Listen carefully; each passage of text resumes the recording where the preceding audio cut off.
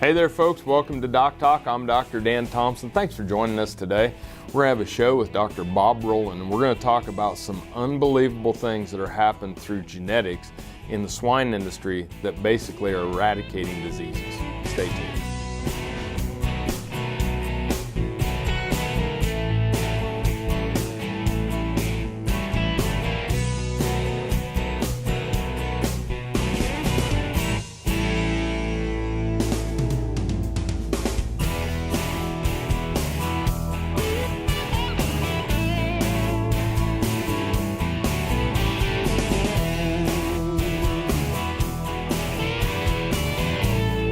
Closed captioning brought to you by Ag Promo Source. Together we grow. Learn more at agpromosource.com. This segment brought to you by Kansas Regenerative Medicine.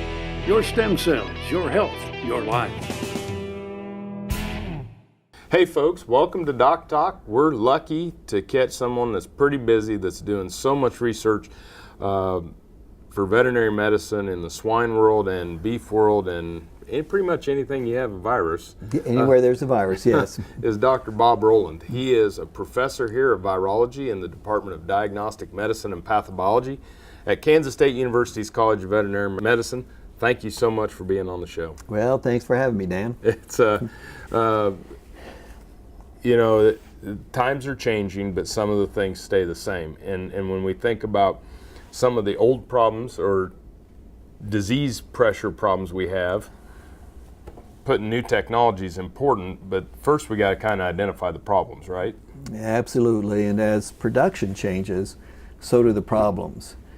And so for the past 25 years, I've been working on really the major one problem in the swine industry, and that's a porcine reproductive and respiratory syndrome virus that we know as PRRS virus. Yep. This has been a huge drag on the pig economy, costing producers probably about $12 billion in losses over the last 25 years. Goodness gracious, that's not something that we think about a lot. We do think about that, but just the general pressure that we have on a day-to-day basis of keeping disease out of these pig barns. Absolutely, and the disease problems change. 50 years ago, viruses came in and you could tell they were there. They caused clinical signs and they killed pigs. Nowadays, the virus infection problems are much more subtle, much more chronic, and so oftentimes they don't become detected until they become a problem. And then when they become a problem, game over. It can be a really, really, issue. So what are some of the issues that you are seeing, or besides PRRS, that we're dealing with on a frequent basis here within our swine herds? Well, I think we look at some of the global threats. We live in a global economy.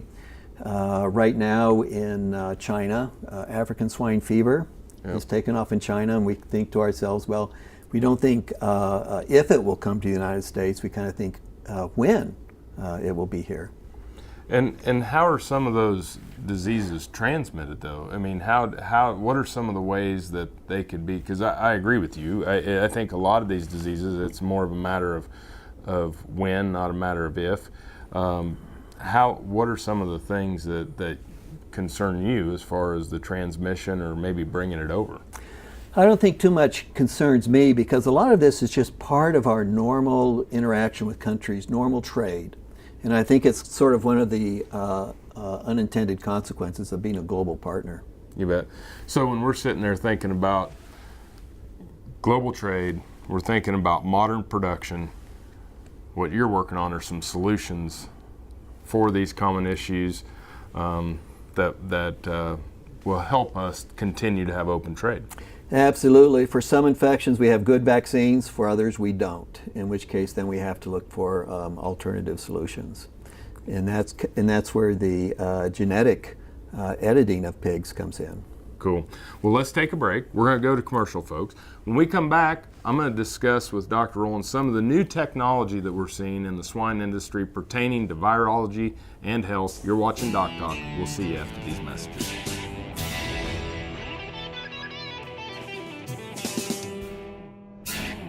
Hi, Hi, I'm Kim Mandarin with Hardy Insurance. I'm here to help you with all of your farm and ranch needs. When it comes to protecting your operation and your family, you need a name you can trust at a price you can afford. Call me today or visit hardyaviationins.com.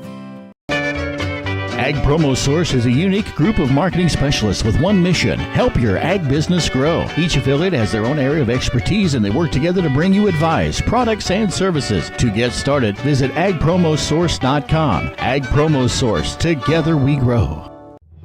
No matter where, no matter why, the Veterinary Health Center at Kansas State University is committed to providing quality patient care to animals and exceptional customer service to their owners. From routine checkups to emergency and specialty care, our world-renowned specialists and experienced professionals are here to discover, to teach, and to heal. Let us know. How can I help? How can we help? This segment brought to you by Santa Fe Trail Meats in Overbrook. Visit us online at sftmeats.com.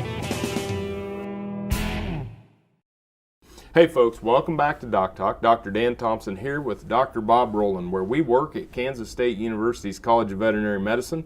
Dr. Rowland is a world-renowned virologist in swine medicine, and we're very fortunate to have him at Kansas State University. I've known him for many years before Kansas State, and my dad, John Thompson, from our South Dakota State connection. But glad to have you here, glad to work with you. Let's talk a little bit about the technology we have today that's available to combat diseases.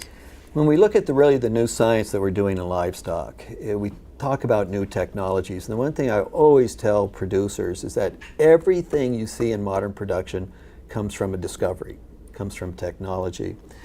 And it's not just the technology that we do, the techniques, but it's also the nature of the collaborations we make. Most of what we do is interdisciplinary. And so the person that I work with at the University of Missouri is Randy Prather. He's one of the premier geneticists in the United States. And actually he called me up one day and said, hey, look, I've got these pigs that don't have the PRRS virus receptor. Do you want to check them out? And after I got after I came back to consciousness, I basically said, you bet. And I knew then that would be a change in my career. In fact, a lot of the new milestones that I've been able to achieve are really the result of this collaboration. So it's just not the power of technology, but it's also the power of collaboration, between universities, between disciplines, and I think you know that. You bet. Well, and our ability to communicate, and the way that the internet has allowed us to, but it still gets down to him having the capabilities of doing the genetics, and you having the ability to study the disease pattern and the virus. Absolutely. He makes the pigs and we evaluate them. Yep. We put them to the test. And the technology we're talking about is CRISPR. And everybody's heard of CRISPR. We use it in human medicine. We're using it to cure cancer and other genetic diseases. And so, if it's something that's good enough for people, I bet you it's probably good enough for pigs. and so the technology we're looking at is really knocking out the pig receptor, or the virus receptor, and that's inside the pig. And you can imagine that a virus infects a cell, and that cell is like your house. And in order for that virus to get in the house, it's got to open the door. Basically, what Randy does is he takes off the doorknob, and so the virus can't get in. And so that way the pig is completely protected.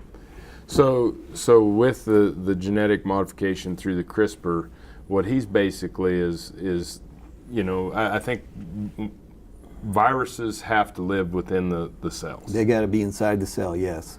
And so what we're doing is doing something that doesn't allow those viruses to get in. Absolutely. We're just basically chopping the doorknob off the door so they can't get in.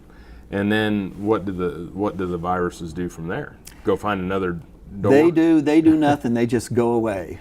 It's the end of a disease. And I think that's the most remarkable thing is that, being in this business for 25 years and battling a disease that I thought would be generational. I thought it would be, our kids who would eventually solve it, to actually see a solution that is an that prevents disease is really, in many respects, it's kind of ended my career. I'm kind of looking for other things to do. Well, I'm sure we'll be plenty busy. Let's take a break. Folks, Dr. Bob Rowland, Professor of Virology here at Kansas State University. More after these messages.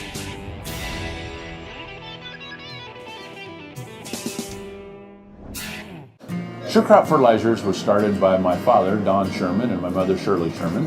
Family business that started in the 80s. We predominantly focus on plant nutrients and what we can do to give growers better responses with the fertilizer dollars that they do, and what we can do to make those things work better for that grower. We're based out of Seneca, Kansas. We work with growers in their soil analysis to figure out what they need, and then we can put those in a blend that gives them the best results, and so that we can deliver that direct to their farm, so that they have those nutrients where they need them, when they need them, and so that they can apply them in a manner that's very efficient to them and works well on their planting systems and what they're doing. Sure Crop Fertilizers has been around for a long time. We always say we're big enough to take care of everything you need, but we're small enough to do it quickly. You can get a hold of us at 1-800-635-4743. Our website is surecropfertilizers.com, and you can always email me at Corey@surecrop.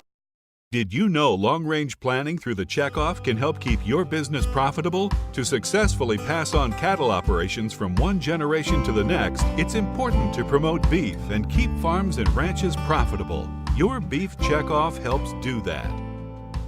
I'm Tom Perrier. Our ranch is called Dale Banks Angus. Dale Banks is not a person, but it's a place. This ranch was started by my great-grandfather. He came from northwest England, and his farm there was called Dale Banks, and so he called his ranch here in the Flint Hills Dale Banks. The beef checkoff today has fulfilled a lot of needs that our industry had over the years. We were very involved in trying to get the beef checkoff passed back in the 70s and early 80s because we saw the need then, and the beef checkoff, I think, has fulfilled a lot of those needs. I think some of the biggest bonuses that we've gotten from the beef checkoff in the last 20 years have been twofold, both in the research phase of the industry, one being the Beef Quality Assurance Program that showed us just how much money we could capture by simply doing things like moving the injection sites from the hip and rump of the animal up to the neck, where we had less high-valued cuts. That drove millions of dollars into our industry. The other thing that our beef industry did about 15 years ago was embark on new product development, things like the flat iron steak and things that used to get ground into hamburger and other low-valued cuts today are sold for a premium, and that too, just like the Beef Quality Assurance Program, has driven huge dollars into our industry that we all get to share. Matt's the primary driver behind the operation right now, and he's the 6th generation, and his children will be the 7th generation. I hope our kids are better at telling our beef industry's story. I think the last several years the beef checkoff has shown us how to do that better. They've given us some tools to do that, so we need to do a better job of telling the wonderful story that we have, and I hope our kids can continue to do that. Valley Vet Supply is devoted to providing information and professional quality products at reasonable prices. Valley Vet Supply. This segment brought to you by Kansas Soybean Commission. Progress powered by Kansas farmers.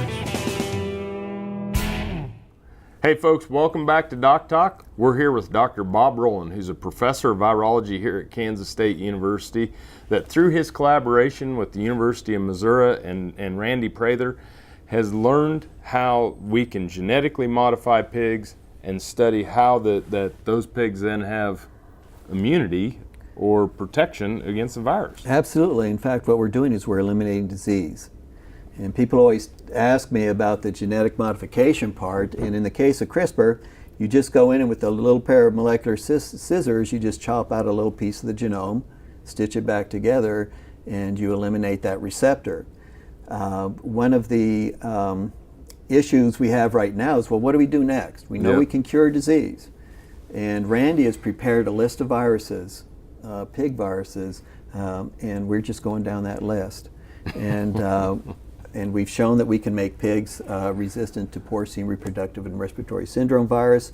We just finished a study at using transmissible gastroenteritis virus. So we're just going down that list. Yeah, that's the old TGE. Right, that's been around a while. Yeah. You know, and so we know that we can eliminate disease, but then some of the issues that come down the line is that, well, these things that we're eliminating, maybe they have other functions. You know, so maybe we should be testing these pigs in a production setting to see how well they perform, you know. Right. But some of the other issues are going to be regulatory. We're going to have to decide how we integrate these into production and make sure that whatever modification that's made is safe. And I think at the end of the day, it's going to be the consumer is going to decide. I've done my part. Randy and I have done our part. We've made the pigs healthy. Yep. Well, I think that, I think that people also, the way I kind of look at it to explain is cows don't get PRRS. Yeah, they don't. Right? Yeah, and there's a reason. And there's a reason, yeah. genetically or Right. something like that. And basically, you're probably, in a nutshell, they don't have the receptor, they don't have the ability to get sick from that disease, and you're just changing the pig to what, similar a cow or something where an animal that doesn't get PRRS anymore. Well, another way to look at it, I think if we stuck around long enough, during the next couple of 100,000 years, we'd probably find a pig that was naturally resistant to PRRS. Right. Basically what we do is we just kind of speed up Mother Nature. Yeah. Well, and you're still using Mother Nature. Yeah, I mean, absolutely. It's, on a Absolutely. day-to-day basis. Yeah, yeah. So for the improvement, and I thought that was important too. You talked about policy, and I think that, if you had something to tell people, that are thinking about genetically, policy is probably going to be one of our bigger hurdles in advancing this type of technology, right? Absolutely. And the other thing that I think we need to focus on is animal welfare. When we make these pigs and we make them healthy, we block the introduction of disease. That's really the first step to improving the overall welfare of animals. And one thing I always say is if you have a healthy pig, you're going to have healthy pork. You bet. Yeah. Well, we've done the studies at McDonald's with the consumer. Yes. And they can't define animal welfare, but they think that what did come out of our surveys was a safe food product comes from a healthy animal. Absolutely. And a healthy animal is one that had good animal welfare. Absolutely. And that begins with an animal that's free of disease. There we go. Yeah. Folks, we're going to take a commercial break. We're going to come back with a wrap-up with Dr. Bob Rowland here at Kansas State.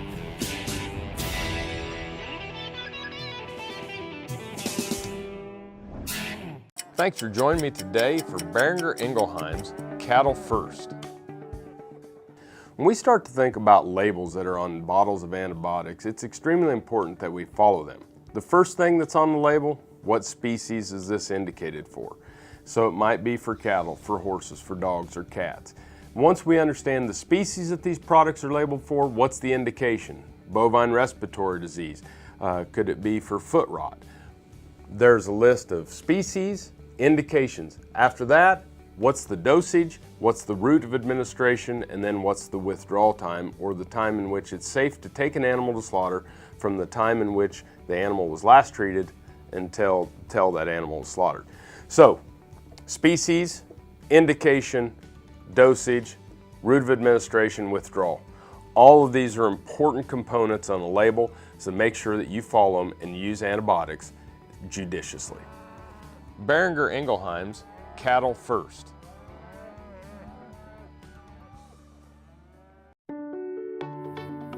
I'm Rexanne Struve, veterinarian in Western Iowa. I have a veterinary clinic and started doing stem cell therapy on dogs in August of 2014. And after the first 2 dogs, after 3 weeks, I saw such dramatic results. I said, hey, I have arthritis. I have joints that really need this help. Where can I go to get this done?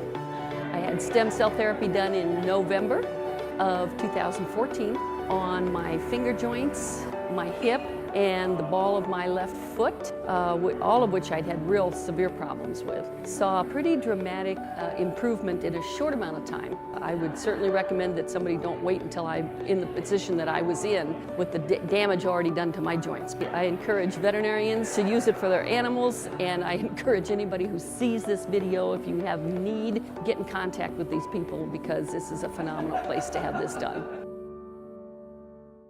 Hi, I'm Kim Mandarin with Hardy Insurance. I'm here to help you with all of your farm and ranch needs. When it comes to protecting your operation and your family, you need a name you can trust at a price you can afford. Call me today or visit hardyaviationins.com. Tarwater Farm and Home is a 40-year-old local family-owned business. Clothing for work and play, seeds and feeds, boots, toys for the kids, and tools you'll need for around the house and farm. And a service department to keep them in top running order. It's a big store, so take some time to see what they have for your farm and home. Tarwater's everyday pricing is like others' sale prices. When you need it, they've got it. Tarwater Farm and Home, 4107 North Topeka Boulevard. Healthy cows start with the new Hired Hand automatic livestock sprayer. Rancher invented to provide an efficient alternative to pour-on and injectable parasite management systems. The portable design allows cattle to treat themselves head to hoof. Strategic device placement with pass-through activation technology takes the stress out of parasite treatment for cattle and the rancher, leaving more time to tend to other vital tasks on the farm. To learn more, visit cowsprayer.com. The new Hired Hand makes healthy cows easy. This segment brought to you by Kansas Farm Bureau, the voice of agriculture. To join today or more information, go to kfb.org or find us on Facebook or Twitter.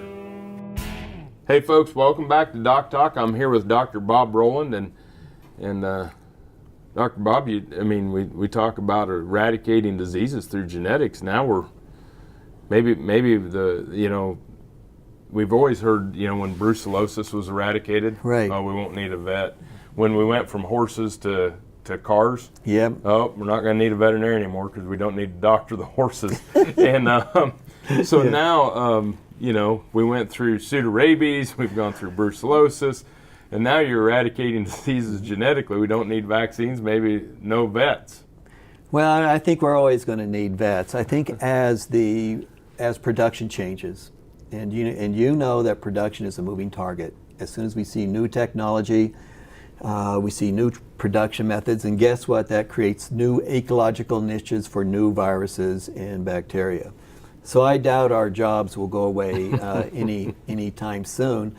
But I think we're kind of learning how to approach these problems, and we need to be much more sophisticated. And the other thing is we look at the economics, and that's probably the bottom line for us, is the economics of the diseases. But when you look at third world countries, other countries throughout the world who depend on the same products for protein, for subsistence, then we can see the real value of our efforts. Absolutely. You and I both work with global entities, whether it's OIE or right. that, and 75 of our member countries, of the 175 member countries, are third world or developing nations. And yes, we sit here, we should be so thankful for the problems we have, because the other countries, you just want to eat. And the thing is, they're the same diseases. Yeah. These are global diseases. The bugaboos that we have for U.S. production are the same bugaboos that the backyard farmer in Africa is faced with. So I think that's probably going to be the bigger opportunity is to feed a world, but also to go to where people produce pigs and make them healthy also. Yeah, and I start to think about the ability to use CRISPR for food safety and things that maybe aren't just diseases in animals, but absolutely. Diseases that animals could transmit to humans. Absolutely. I think, I always say that this technology, it's just not for pigs. You're going to see it in chickens, cat. You're going to see it throughout the ag industry. It really is the future. And I think for us, it's just how we're going to greet it, or how we're going to make sure that it has value to us. You bet. Yeah. Well, you're a busy man, doing a lot of great work, and we're very thankful to have you here at Kansas State University. Well, thank you, Dan. I'm glad to be here. And we're thankful that you're in the food animal industry. Folks, Dr. Bob Rowland, thanks for watching DocTalk today. Remember, always work with your local veterinarian. And if you want to find out more about what we do on DocTalk, you can find us on the web at www.doctalktv.com. I'm Dr. Dan Thompson here at Kansas State University with Dr. Bob Rowland. Thanks for watching, and I'll see you down the road. Closed captioning brought to you by Ag Promo Source. Together we grow. Learn more at agpromosource.com.